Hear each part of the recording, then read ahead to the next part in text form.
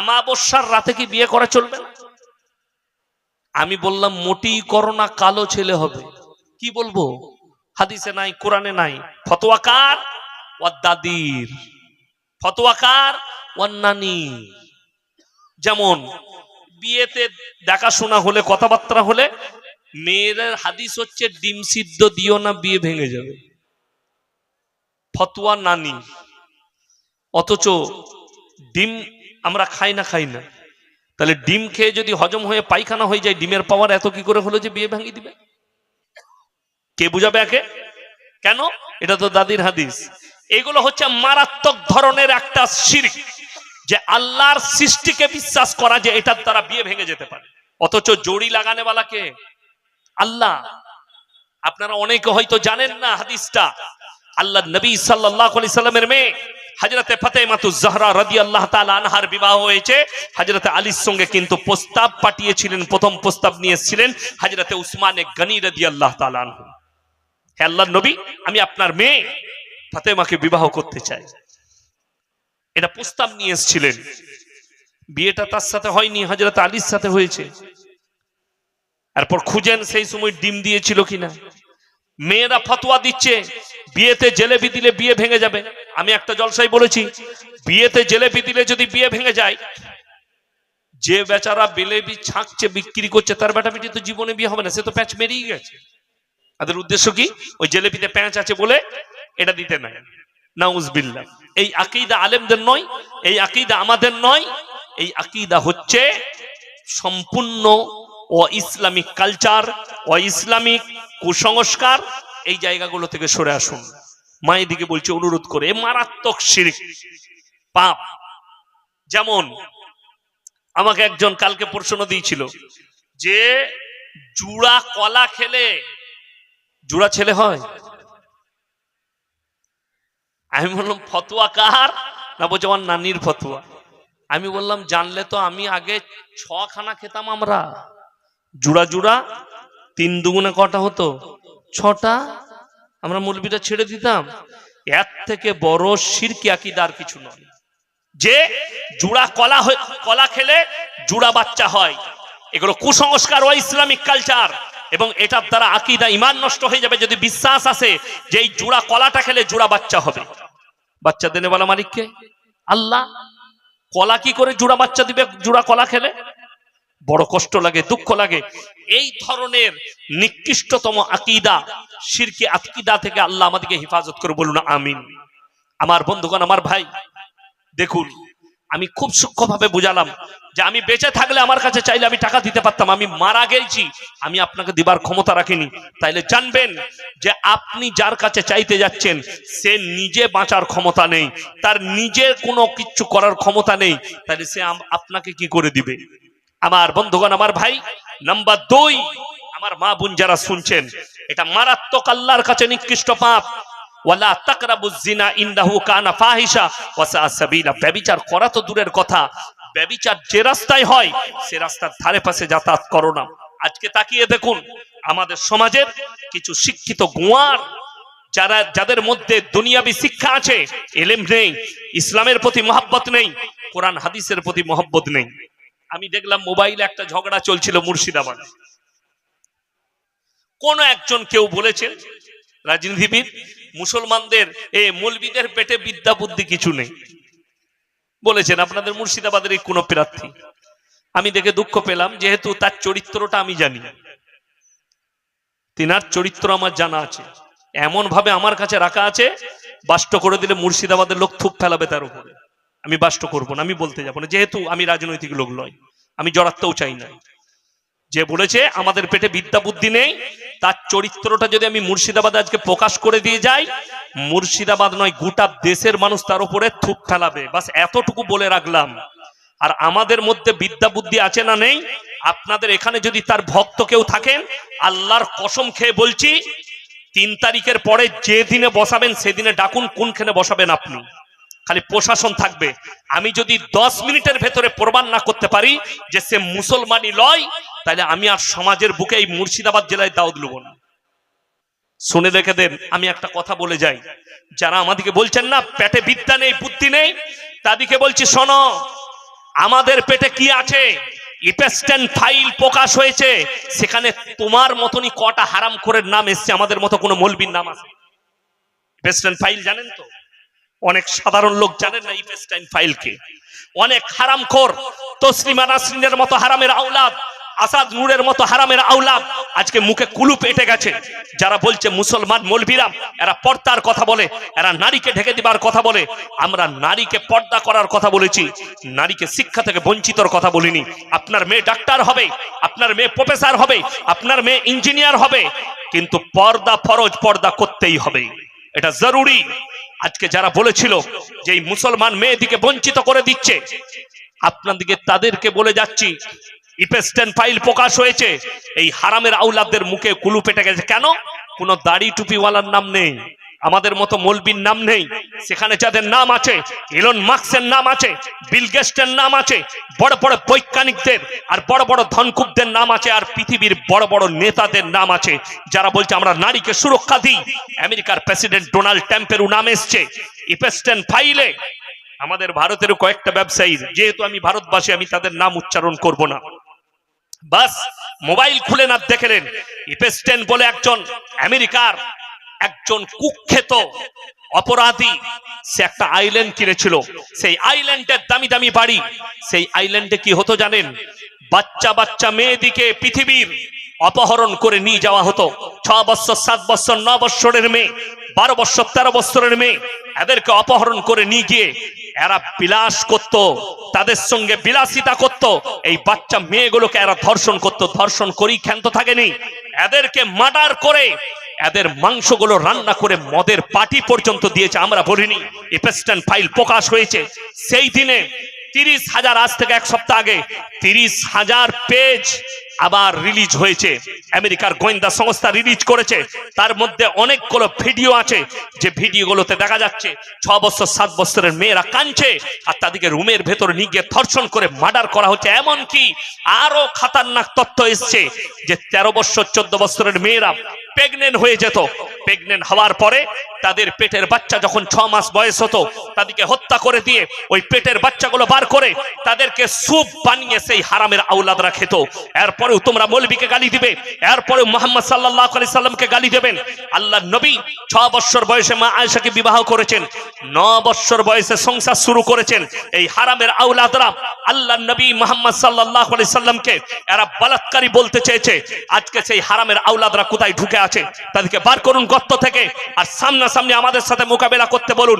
আল্লাহর হাবিব সাল্লাল্লাহু আলাইহি সাল্লাম প্রথম জিনাকে বিবাহ করেছেন, তিনার নাম হচ্ছে হযরতে খাদিজাতুল কুবরা রাদিয়াল্লাহু তাআলা আনহা। আল্লাহর নবীর প্রথম বিবি, 40 বছর বয়স, আল্লাহর নবী 25 বছরের একজন যুবক 40 বছরের বিধবাকে বিবাহ করলেন। 11টা বিবাহ করেছেন, তার মধ্যে 10 জন বিধবাকে বিবাহ করেছে। 10 জন বিধবা। আল্লাহর নবী পৃথিবীর মানুষকে মেসেজ দিলেন, কি মেসেজ? বিধবাটা ডাস্টবিনে ফেলার জন্য নয়, বিধবাটা ব্যভিচার করার জন্য নয়, বিধবাটা রাস্তায় ঘুরে বেড়াবার জন্য নয়, বিধবাটাকে বিবাহ করে স্বীকৃতি দাও। এর মধ্যেও আল্লাহ খায়ের বরকত রেখেছে, হালাল বিবি রূপে গ্রহণ করো বিধবাকে। আল্লাহর নবী 11টা বিধবাকে বিবাহ করেছেন, আর একজন অবিবাহিতা, তিনি হচ্ছেন হযরতে মা আয়েশা সিদ্দিকা রাদিয়াল্লাহু তাআলা আনহা। আর এই বেঈমান কাফেররা, শুনে রেখে দেন, যতগুলো মুসলমান ভাই, শিক্ষিত অশিক্ষিত, নারী পুরুষ যারা বসেছেন, দিলেতে আমার এই কথাটা গেঁথেলেন। আল্লাহর নবী 11টা বিবাহ করেছেন, একটাও নিজের ইচ্ছায় করেননি, প্রত্যেকটাই আল্লাহর ইশারায় তিনি বিবাহ করেছেন, একটাও নিজের ইচ্ছায় করেননি। ওই জন্য নবীর উপরে অপবাদ দেওয়ার আগে ইস্তেগফার পড়বেন। তোমার জিন্দেগি বরবাদ হয়ে যাবে, তোমার পরিবার বরবাদ হয়ে যাবে, তোমার সবকিছু শেষ হয়ে যাবে। আজকে যারা যে তসলিমা নাসরিন আল্লাহ নবী সাল্লাল্লাহু আলাইহি সাল্লামের নামে অপবাদ দিয়েছে, সে নিজের দেশে আছে না দেশ থেকে বিতাড়িত? দেশ থেকে বিতাড়িত, দিল্লিতে বসে আছে। বড় কষ্ট লাগে, দুঃখ লাগে। যদি কেউ তসলিমা নাসরিনের ভক্ত থাকেন, এখানে আমার আওয়াজ শুনছেন, তাকে প্রুফ দিয়ে যাচ্ছি। বইটার নাম লজ্জা। বইটার নাম কি বললাম? লজ্জা। লেখিকা হচ্ছে তসলিমা নাসরিন। এই বইতে সে লিখেছে, আমি আমার মাকে আমার চাচার মশারিতে দেখেছি। কে লিখেছে? তসলিমা নাসরিন, নিজের মায়ের জন্য। তাইলে যার জন্মটা যার চাচা দিয়েছে, এটা হালাল জন্ম না হারাম? হারাম। তো যে হারামের আওলাদ, সে আমার নবীর উপরে কি করে আঙ্গুল তুলবে? একবার তুলে দেখাও। এভারেস্টের ফাইলে যাদের নাম এসছে, আমার বন্ধুগণ, আমার ভাই, কিয়ামতের ছোট ছোট আলামত গুলো প্রকাশ পেয়ে গেছে, বড় আলামত গুলো খালি বাকি আছে। আপনি অবাক হবেন শুনলে। ছোট আলামত যেগুলো প্রকাশ পেয়েছে তার মধ্যে মারাত্মক একটা আলামত, সেটা হচ্ছে মসজিদ, আল্লাহর ঘর। সেখানে ইবাদত বাদ দিয়ে যখন দুনিয়াদারির কথা মানুষ আলোচনা করতে শুরু করে দিবে। আজকে ইমামের খুতবা চলে, সমাজের লোক দুনিয়াদারির কথা বলতে শুরু করে দিয়েছে, কিয়ামতের আলামত প্রকাশ পেয়েছে। নাম্বার 2, এটা অনেক জুনার গায়ে কাঁটার মতো ফুটে যাবে বলে দিলে, কিন্তু বলতে হবে, রাসূল বলেছেন তোমরা বুঝতে পারবে কিয়ামত কাছে এসছে, কিয়ামত কাছে চলে এসছে, বুঝতে পারবে। সেই আলামতটা হচ্ছে অশিক্ষিত মূর্খরা সমাজের নেতৃত্ব দিবে, আর শিক্ষিতরা চুপচাপ বসে দাঁড়িয়ে দেখবে। এটা নাম্বার 2। নাম্বার 3, রাস্তাঘাটে গাধার মতো নারী পুরুষ জিনা করতে শুরু করে দিবে। হাই রোডের উপরে ছুটেন, মোবাইল যাদের আছে খুলে দেখেলেন, ভারতের দামি দামি, পৃথিবীর দামি দামি লোকরা রাস্তার হাইওয়ের ওপরে গাধার মতো জিনা করছে। সাহাবীরা বললেন, ইয়া রাসূলুল্লাহ, এমনও যুগ আসবেন? নবীজি বলেন 100% আসবে। আজকে কিয়ামতের আলামত প্রকাশ পেয়ে গেছে, রাস্তাঘাটে গাধার মতো আর কুকুরের মতো নারী পুরুষ জিনা করতে লেগেছে। আজকে কিছু আমাদের মুসলিমদের স্কুল কলেজের ছেলে মেয়ে, তারা লিভিংটাকে বলছে প্রেমটা। এই মৌলবীরা কি জানে প্রেম সম্পর্কে? ভালোবাসা একটা দারুণ জিনিস, মারাত্মক জিনিস। তারা কলেজে পড়ে, হোস্টেলে থাকে, কলকাতায় ঘর ভাড়া নিয়ে আছে, তার সঙ্গে তার প্রেমিক আছে, আমরা একসাথে বসবাস করব, একসঙ্গে থাকবে 1 বছর, মিলামিশা স্বামী স্ত্রীর মতো থাকবে, ভালো লাগলে বিয়ে করব, তা না হলে সবাই আবার অন্য জায়গায় বিয়ে করব। এই কথাটা একজন বাবা আছে, তার নামটা আমার মনে পড়ছে না, তিনি বলেছিলেন, বলতে তার সে বলেছে একটা কারণে তার নামে কেসও হয়েছে, অনেক কিছু হয়েছে। কি বলেছে? যে 25-25 साल के बाद लड़की निकाह करती है, शादी करती है, उससे पहले 5 जगह मुंह मार लेती है। সে তো সব মহিলার জন্য বলেনি, আমি সব মেয়েদের জন্য বলছি না। যে মহিলারা এরকম হারাম সম্পর্কে জড়িয়ে আছো, আর তোমরা মনে করছো আমরা শিক্ষিত, আমরা জ্ঞানী গুণী, নবীজি সাল্লাল্লাহু আলাইহি সাল্লামের একটা ভবিষ্যৎবাণী শুনেলেন, কিয়ামতের আলামতের মধ্যে একটা মারাত্মক আলামত, সেটা হচ্ছে বর্বরতার যুগের পাপগুলো মডেলিং হয়ে ফিরে চলে আসবে। আজকে বর্বরতার যুগের পাপ মডেলিং হয়ে ফিরে চলে এসছে। একটা মহিলা যদি সে বোরকা পরে, বলছে এটা বোরকা পরা যাবে না, তাকে খুলতে হবে বোরকা। কেন? আচ্ছা বলুন তো, একটা মেয়েকে ঢেকে দেওয়ার নাম ইজ্জত না ন্যাংটো করার নাম ইজ্জত? কথা বলে না? ঢেকে দেওয়ার নাম ইজ্জত, আর ন্যাংটো করার নাম হচ্ছে বেজ্জতি। তাহলে ভেবে দেখলেন, যারা ছোট পোশাক পরেছে তারা নারীকে ইজ্জত করে কিনা? যারা ছোট পোশাক পরেছে, আমি দেখলাম কোন এক আর্টিস্টের মেয়ে কোন জায়গায় রাস্তায় ছোট প্যান্ট পরে দৌড়েছে, তার নামটা মুসলিম ইসলাম নাম দিয়ে আছে, যদিও আমি তাদেরকে মুসলমান ভাবি না। তো তার নিচেতে একজন পোস্ট করেছে, সেটা লেখে যে এটাও তো মুসলিমের মেয়ে, এর জন্য মৌলবীরা কি ফতোয়া দিবে? আরে আমার কাছে ফতোয়া লাও, 1 নম্বরে সে মুসলিমই নয়, 1 নম্বরে মুসলিমই নয়। কে বললো মুসলমান ঘরে জন্ম নিলে মুসলমান হয়? আপনাকে কে বলে দিল? আমি চ্যালেঞ্জ ছুড়ে বললাম, যদি মৌলবীর ঘরের বেটা হয় আর সে যদি নাস্তিক হয়, আমার আল্লাহকে না মানে, তা তার জাহান্নাম কেউ রুখতে পারবে না। ওই মৌলবীর বাপের ক্ষমতা নেই তার বেটাকে জান্নাতে নিয়ে। কথাটা বুঝতে পারেননি? আল্লাহকে বিশ্বাস করে না, আলেমের ঘরের ছেলে, একটা হাজী সাহেবের বেটা নাস্তিক, যদি বলেন না না মৌলবীর বেটা পীরের বেটা কখনো নাস্তিক হয়? ওরে হারামখোর, আল্লাহর নবী নিজের চাচাকে কলমা পড়াতে পারেনি। নূহ নবীর সন্তান কিনান, সে নিজে কলমা পড়েনি, আল্লাহকে চ্যালেঞ্জ ছুড়েছে। নূহ নবীর বিবি, লূত নবীর বিবি জাহান্নামে যাবে। তাহলে তুমি কি করে ভাবলে তোমার বিবি পাপের সাগরে ডুবে থাকবে আর তুমি জান্নাতে নিয়ে যাবে নামাজি বলে? তোমার বিবেককে জিজ্ঞেস করো। আমি বেশি দূর নিয়ে যাব না, এখানেই বললাম। চলুন আমার ভাই, আজকে জানেন, আজকে পৃথিবী জুড়ে তাকিয়ে দেখেন আমাদের ইমানকে নিয়ে কিভাবে ছিনিমিনি খেলা হচ্ছে। কিছু শিক্ষিত লোক তারা বলছে পর্দার কথা। বিহারের কোন একজন, আমাদের রাজ্যের দেশের একজন মন্ত্রী একটা মেয়ের হিজাব টেনেছে, গোটা আলোচনা সমালোচনা হয়েছে। দিল্লির একটা অ্যাঙ্কার মুসলিম মহিলা, সে নিজের নাম মুসলিম রেখেছে, সে কি বলছে জানেন? अगर अल्लाह ने पर्दा ही करनी थी तो अल्लाह ताला ऊपर से जब पैदा किया तब पर्दा करके क्यों नहीं भेजी? এটা হচ্ছে তার বক্তব্য। আমি মনে মনে ভাবলাম গোবর আর মুতটা একটু বেশি খেয়ে ফেলেছে। তা না হলে এই ভাষা বলতে পারে না। কেন? যারা এখানে স্কুলের মাস্টার আছেন, ডাক্তার আছেন, প্রফেসর আছেন, এমএসসি, বিএসসি, বিকম, তাদের হাতে মোবাইল থাকলে এক্ষুনি মোবাইল খুলেন, গুগলে চেক করুন। আমি ইয়াসিন বলছি, যদি মিথ্যা হয় আপনাকে আমি নিজে গুগল খুলে দেখিয়ে দেবো। গুগলে চেক করুন। পৃথিবীর বুকে ইতিহাসবিদরা লিখেছে, মানুষ আগে ন্যাংটো থাকতো জঙ্গলে। তাদের প্রথম হাতিয়ার ছিল গাছের ডাল। তারা কাঁচা মাংস খেত। পাথরে আর পাথরে টক্কর লাগিয়ে, আগুন লাগিয়ে মানুষ মাংসকে পুড়িয়ে খেতে শিখলো। মানুষ প্রথম সভ্যতা যেটা পেয়েছে, প্রথম সভ্যতার পোশাক গুগলে চেক করুন। 1 নম্বর হচ্ছে পশুর চামড়া, 2 নম্বর হচ্ছে গাছের ছাল আর গাছের পাতা। এটা ছিল প্রথম পোশাক। মানুষ সভ্যতা খুঁজে পেল, শরীর ঢাকতে শিখলো। তারপরে সভ্যতা এলো, মানুষ কাপড় পরতে শিখলো, নিজের শরীর ঢেকে নিল। তার মানে এই ইতিহাসবিদদের মুখ থেকেই বোঝা যাচ্ছে, শরীর ঢেকে নেওয়ার নাম হচ্ছে সভ্যতা, ন্যাংটা হওয়ার নাম সভ্যতা নয়। তুমি তোমার বিটিকে ছোট পোশাক পরাবে, তার মানে তুমি ন্যাংটো রেখেছো তোমার বিটিকে। তুমি সভ্যতায় নাই, তুমি অসভ্যতায় আছো। তুমি হতে পারো ডাক্তার, হতে পারো মাস্টার, হতে পারো প্রফেসর, হতে পারো ইঞ্জিনিয়ার। আমি আমার মুসলিম ভাইদের জন্য বলছি, সকলের জন্য বলিনি। আমার ভাই, আপনার মেয়েকে পর্দা করা জরুরি। যদি বলেন কোরআনে আছে, কোরআনে আল্লাহ নিজে বললেন, ওয়াদরিব খুমুরিহিন্না আলা জুনুবিহিন, হে নারী তুমি পর্দা নির্ধারিত করো, ঢেকে নাও। কোনোদিন তোমরা ধর্ষিত হবে না, লাঞ্ছিত হবে না। আমার বন্ধুগণ, আমার ভাই, ঢেকে নেওয়ার নাম পর্দা। যারা বলছেন যে আল্লাহ পর্দা করে কেন পাঠায়নি, তো তুই যখন দুনিয়াতে এসছিস কাপড় পরে না ন্যাংটো, কথা বলে না? আমরা ন্যাংটো এসছি না কাপড় পরে? ন্যাংটো এসছি। তাহলে তুই কাপড় পরছিস কেন? আল্লাহ ন্যাংটো পাঠিয়েছে, ন্যাংটো থাক। যারা দেখবে তাদের মজা লাগবে, তোকে ন্যাংটো দেখবে। আরে কাপড় পরার নামই হচ্ছে সভ্যতা। নারী দিকে ঢেকে দেওয়ার নাম সভ্যতা। পুরুষ নিজের ইজ্জত থাকবে, এটার নামই হচ্ছে সভ্যতা। আর তুমি বলছো অসভ্যতাটা। নবীজি বললেন বর্বরতার যুগের পাপগুলো মডেলিং হয়ে ফিরে যাবে। আজকে আপনাকে দেখিয়ে দেবো, গোটা মুর্শিদাবাদ জেলার কথা বলছি, অন্য জেলায় নয়। আমি আজকে মুর্শিদাবাদ জেলায় বসে আছি। আপনি যদি লক্ষ্য করেন, যতগুলো এই সমকামী ভারতে লিগ্যাল করে দেওয়া হয়েছে, অনেকগুলো দেশে আছে, ভারতেও আছে।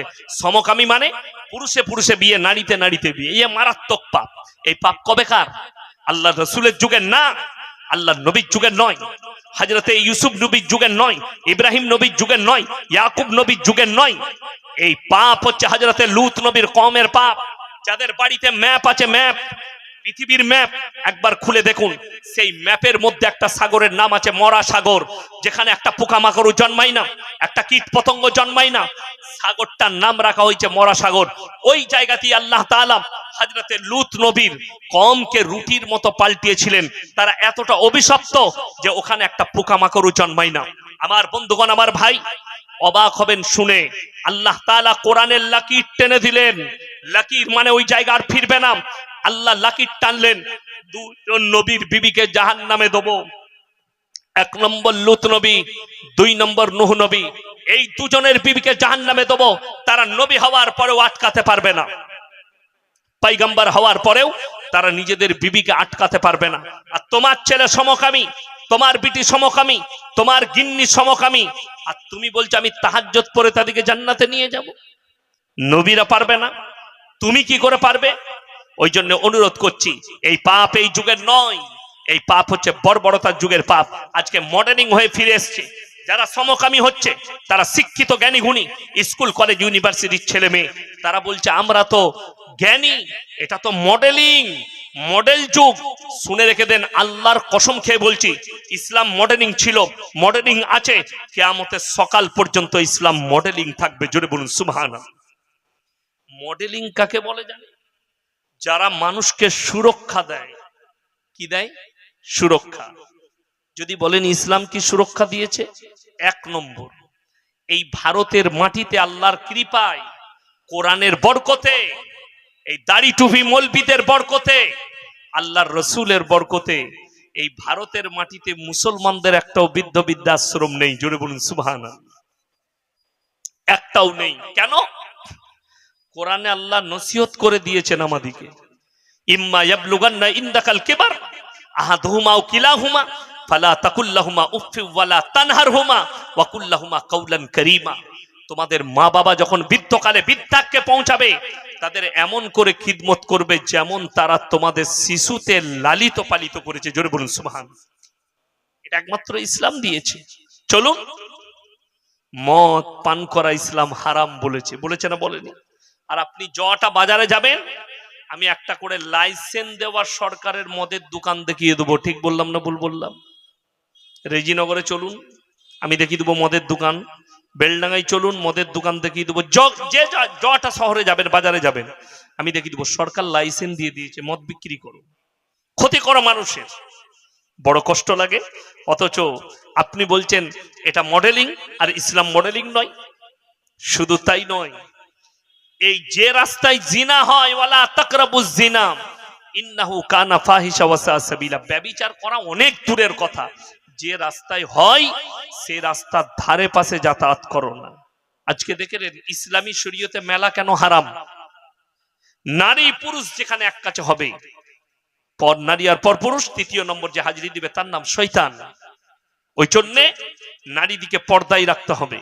কোন বিবাহিত মহিলা আর কোন বিবাহিত পুরুষ, এরা যদি ধরা পড়ে যায় পরকিয়া করতে গিয়ে, আর যদি ইসলামী রাষ্ট্র হয়, শাসন যদি কোরআনের থাকে, ইসলামের থাকে, তাহলে তাদের একটাই শাস্তি, জনসমক্ষে নিয়ে এসে তাদেরকে পাথর মেরে হত্যা করতে হবে।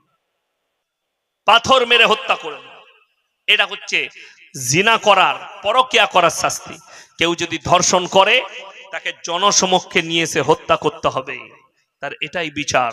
ইমাম বুখারী রাহমাতুল্লাহ আলাইহি বুখারী শরীফের ব্যাখ্যান্তে গিয়ে বলেছেন, ওই মহিলাটাকে হত্যা করতে হবে পাথর মেরে, যে মেয়েটা রাস্তাঘাটে পর পুরুষের সামনে নিজের পেট, পিঠ, বুক খুলে পর পুরুষকে উত্তেজিত করবে জিনা করার জন্য, এই মহিলাটাকে হত্যা করে দিতে হবে পাথর মেরে। আপনি ভেবে দেখলেন, আপনি মনে করছেন আপনার বিবি বেপরদা, সে জাহান্নামে যাবে না? সে একা জাহান্নামে যাবে না, সে আপনাকেও নেবে, নিজের বাপকে নিবে, নিজের বেটাকে নিবে, নিজের স্বামীকে নিবে, নিজের ভাইকে নিবে, চারজনকে নিয়ে জাহান্নামে ঢুকবে। আল্লাহর কাছে বলবে, আল্লাহ এটা আমার বাপ, জীবনে আমাকে পর্দার দাওয়াত দেয়নি, জীবনে আমাকে নামাজ পড়তে বলেনি, জীবনে আমাকে রোজা রাখতে বলেনি, আমাকে দিনের উপরে প্রতিষ্ঠিত হতে বলেনি। আপনার জন্য অভিযোগ করবে আল্লাহর কাছে, আর আপনি আল্লাহর কাছে পাকড়াও হবেন। আল্লাহ এটা আমার বেটা, জীবনে আমাকে দাওয়াত দেয়নি, জীবনে আমাকে কালমার দাওয়াত দেয়নি, জীবনে আমাকে পর্দার কথা বলেনি। সেদিন আপনি পাকড়াও হবেন। আল্লাহ এটা আমার স্বামী, আমার সঙ্গে শুয়েছে, আমার সঙ্গে মিলামিশা করেছে, জীবনে আমাকে পর্দার কথা বলেনি, জীবনে আমাকে মিলামিশার কথা বলেনি। আপনি পাকড়াও হবেন, তখন কি করবেন? আপনি চিন্তাধারা নিয়েছেন কি করবেন? আমার বন্ধুগণ, আমার ভাই, সবাই নিয়ত করুন, আমরা সবাই মুমিন হব ইনশাআল্লাহ। মা বোনের দিকে পর্দায় নিয়ে আসুন নিজের স্ত্রীকে। কার জন্য? নিজের জন্য। দুনিয়া মুমিনদের জন্য কি জানেন? আল্লাহ কোরআনে বলেছেন, আমাল হায়াতুদ দুনিয়া ইল্লা মাতাউল গুরুর, এই দুনিয়ার জীবনটা মুমিনদের জন্য সম্পূর্ণ ধোঁকা। কি বললাম?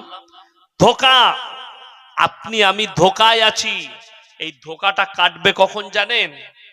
যেদিনে আপনি মারা যাবেন, সেই দিনে ধোঁকা কেটে যাবে। ওই জন্য সকলকে অনুরোধ করব, প্রত্যেকটা ভাই নামাজ কেউ ছাড়বো না, বলুন ইনশাআল্লাহ। নামাজ কম্পালসারি, নামাজ অবশ্যই পড়বেন, কেউ নামাজ ছাড়বেন না, নামাজ কম্পালসারি। মুমিনদের আখলাক বর্ণনা করতে গিয়ে আমার আল্লাহ তো এই নসিহতই করেছেন। জানেন মুমিনদের আখলাক কতগুলো চরিত্র? আপনি ফেরে পড়ে যাবেন। মুমিনদের এতগুলো আখলাক আল্লাহ বলেছেন। 1 নম্বর, কাদাফলাহাল মুমিনুন, হে নবী মুমিন কারা? তাদের 1 নম্বর চরিত্র হচ্ছে আল্লাযীনা হুম ফি সলাতিহিম খাশিউন, তারা যখন নামাজ পড়ে খুশু খুজুর সঙ্গে নামাজ আদায় করে। তারা খুশু খুজুর সঙ্গে নামাজ আদায় করবে। তারা যখন নামাজ পড়বে, 5 মিনিটের নামাজে 10 মিনিট খরচ। আমি তো অবাক হয়ে যাই, অনেক মানুষ, আমরা মৌলবীরা এত ভালো কিরাত জানি, এত ভালো সূরা জানি, এত সুন্দর আমাদের দোয়া মুখস্থ, তারপরেও আমাদের টাইম লেগে যায়। আমরা ভয় খাই নামাজটা অশুদ্ধ যেন না হয়ে যায়, নামাজে ভুল যেন না হয়ে যায়। জীবনে মাদ্রাসায় যাইনি, মৌলবীর কাছে বসেনি, ও 10 মিনিটে একদম 10 রাকাত শেষ, যা বুঝা করে নামাজ। ওইটা হচ্ছে লোক দেখানি নামাজ না। আল্লাহ কোরআনে বলেছেন ধীর স্থিরতার সাথে নামাজ পড়ো, ফাইন্নাহু ইয়ারা। নামাজে দাঁড়ালে মনে মনে ভাববে আমি আল্লাহকে দেখতে পাই বা না পাই, আমার আল্লাহ আমাকে অবশ্যই দেখছেন। নামাজে দাঁড়ানোর সময় এটা মনে মনে ভাবুন। আমার বন্ধুগণ, দ্বিতীয় নম্বর আছে ওয়াল্লাযীনা হুম আনিল লাগবি মুরিদুন, এবং তারা যেন নিজেদিকে গুনাহ কাটা থেকে বঞ্চিত রাখে। এটা মুমিনদের আখলাক। আল্লাহ গুনাহ হবে না, গুনাহ মানুষ মাত্র হয়। আল্লাহর কাছে ক্ষমা চেয়ে নেবেন, আল্লাহ আমার ভুল হয়ে গেল, আল্লাহ আমাকে ক্ষমা করে দাও। আপনারা কি মনে করছেন আমাদের ভুল হয় না? আমাদেরও ভুল হয়। কিন্তু দুটো পাপী আছে, একজন হচ্ছে জ্ঞান পাপী, পাপ করার পরে আমি যা করেছি ঠিক করেছি, যা ক্ষমা চাইবো না। আর একজন আছে পাপ হয়ে যাওয়ার পরে আল্লাহ আমি তো বড় পাপী, আল্লাহ আল্লাহ আমার ভুল হয়ে গেছে, তুমি ক্ষমা করে দাও, আল্লাহ আমাকে ক্ষমা করে দাও, আল্লাহ আমাকে ছেড়ে দাও, আল্লাহ এই গুনাহ থেকে আমাকে মুক্তি দাও। আল্লাহর কাছে ক্ষমা চাইবেন। কোরআনে আছে সূরা ফুরকানে, ইল্লা মান তাবা ওয়া আমানা ওয়া আমিলা আমালান সলিহা ফাউলাইকা ইউবাদদিলুল্লাহু সাইয়্যাতিহিম হাসানাত ওয়া কানাল্লাহু গফুরার রহিমা। যারা তওবা করার মতো তওবা করবে, যারা ইস্তেগফারের মতো ইস্তেগফার করবে, আমি আল্লাহ রাব্বুল আলামিন তাদের পাহাড়ের মতো পাপগুলো নেকি দ্বারা বদলে দেবো। বলুন সুবহানাল্লাহ। আপনি ইস্তেগফার করে তো দেখুন, আল্লাহর কাছে ক্ষমা চেয়ে তো দেখুন। আমার বন্ধুগণ, আমার ভাই, ওই জন্য অনুরোধ করছি, বেঈমান কাফেররা আপনাকে চারিদিকে ঘিরে ধরে রেখেছে, আপনি ছাড়বেন না। আপনি নিজের জায়গায়। এখন আমাদের ঈমানটা কোথায় আছে জানেন? কচু পাতার উপরে যেমন পানি রাখলে পানি ঢলঢল করে, কোন দিকে পড়ে যাবে জানি না, এদিকে যাবে না ওদিকে। ওই রকম ভাবে আমাদের ঈমান গুলো কচু পাতার পানির উপরে আছে। কচু পাতায় পানি রাখলে যেমন করে, ওই অবস্থায় আছে। বেঈমান কাফের একটু টাচ করলেই ঈমান হারা হয়ে যাবে। নামাজ আপনি যা করবেন করুন। একটা ছেলে ডাক্তার হোক, মাস্টার হোক, প্রফেসর হোক, ইঞ্জিনিয়ার হোক, নেতা হোক, মন্ত্রী হোক, সব হবে, কিন্তু তার মধ্যে যদি দিন না থাকে, আল্লাহর কসম আমার আল্লাহর কাছে কোনো মূল্য নেই। দিন থাকা জরুরি। আপনার ছেলে পৃথিবীর সব ডিগ্রি অর্জন করবে, কিন্তু দিন যদি না থাকে আমার আল্লাহর কাছে মূল্য পাবে না। যারা আজকে বলছেন নামাজ কেন পড়বো, নামাজ পড়ে কি হবে? একদল তো এমন আছে চায়ের দোকানে বলছে নামাজ পড়ি না তা কি হয়েছে, কিন্তু ঈমানটা তোমাদের থেকে আমার ভালোই আছে।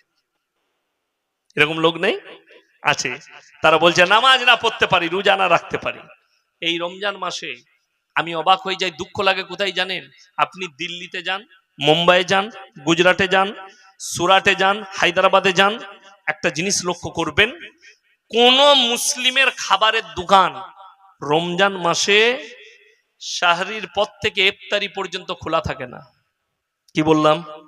শাহরির পর থেকে ইফতারি পর্যন্ত খোলা নেই। কিন্তু আমাদের পশ্চিম বাংলায় আপনাকে দেখিয়ে দেবো, রমজান মাসে চায়ের দোকান খোলা থাকে না? থাকে না বাবা? থাকে। কে খুলে জানি না।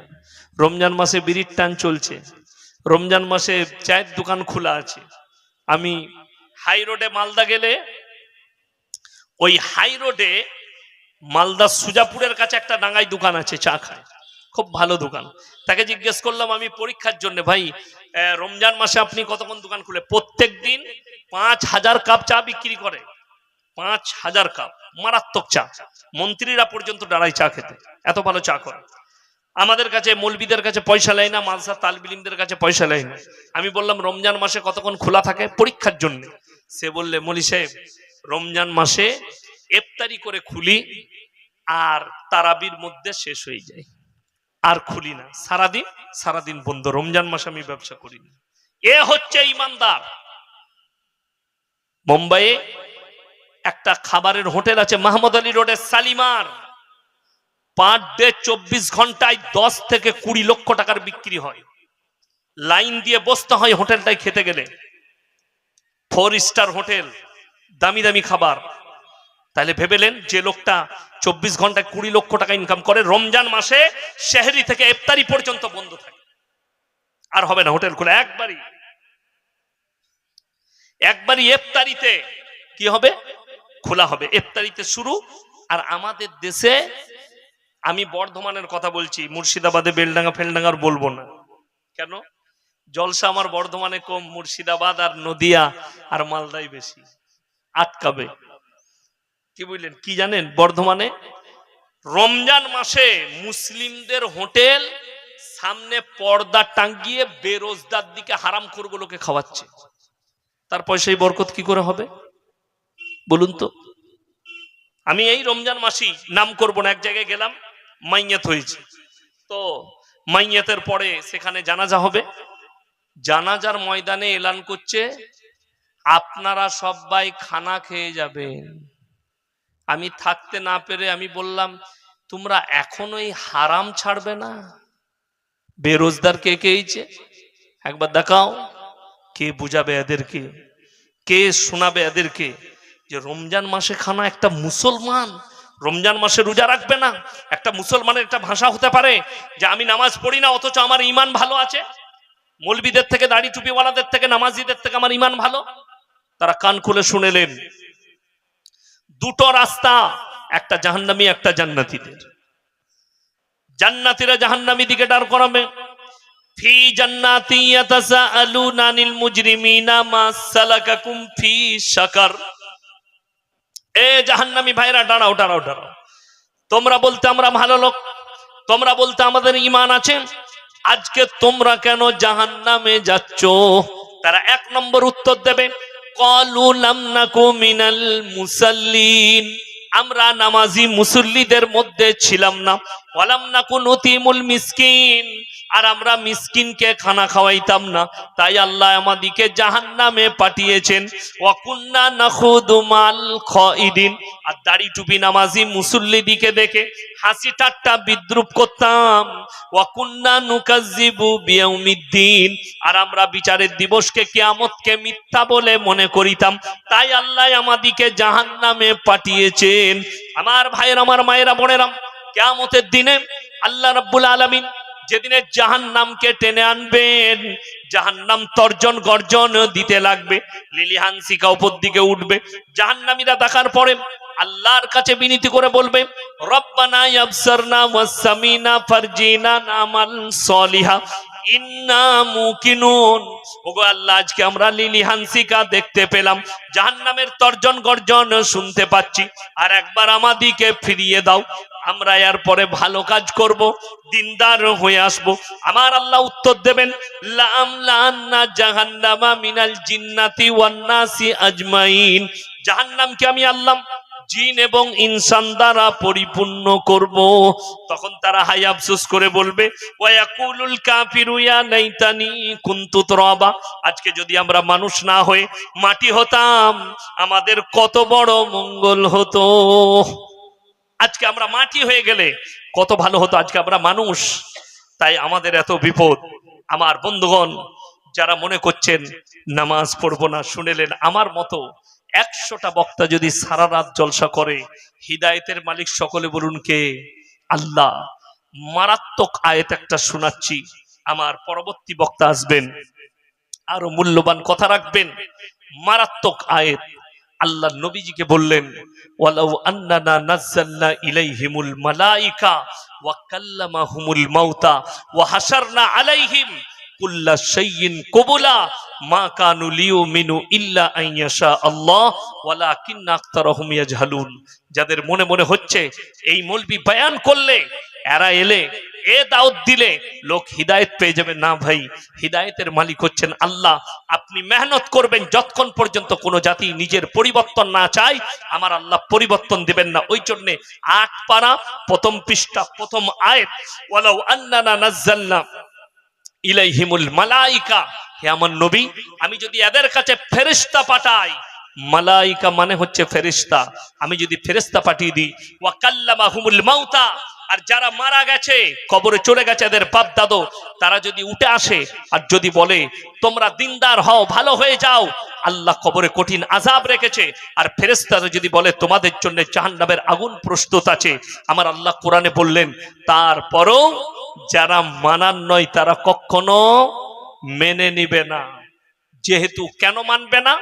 কোরআনে আছে সূরা বাকারার একবারই 2য় পৃষ্ঠায়, খতামাল্লাহু আলা কুলুবিহিম, তাদের হৃদয়ে তালা মারা গেছে, এত পাপ করেছে। মৌলবীরা দাওয়াত দেয়, এই তোমরা যা বলছো বলো, আমি তো আমার পাপ করেই যাব, আমি তো আমার কাজ করেই যাব। এক দূর সম্পর্কে আত্মীয় আমার মারা গেল, আমার কাছে ফোন এলো, আমি বললাম আমি তো যাব না জানাজায়, জানাজা পড়তে আমি যাব না। যদি বলে কেন, আমাকে বললে আমি বললাম আমি গিয়ে কথা বলবো বাড়িতে, এখন বলতে পারবো না, জলসাই আছি। বাড়িতে গেলাম, কেন যাবেন না? আমরা তার এক নম্বর কারণ হচ্ছে সেই ব্যক্তি আমাদের মতো মৌলবিদিকে তালবিলিম দিকে দেখলে বলতো এরা অন্ধ বই পড়ে, অন্ধ স্কুলে পড়ে, এটা হচ্ছে তার ভাষা। নাম্বার দুই, আরো মারাত্মক পাপ,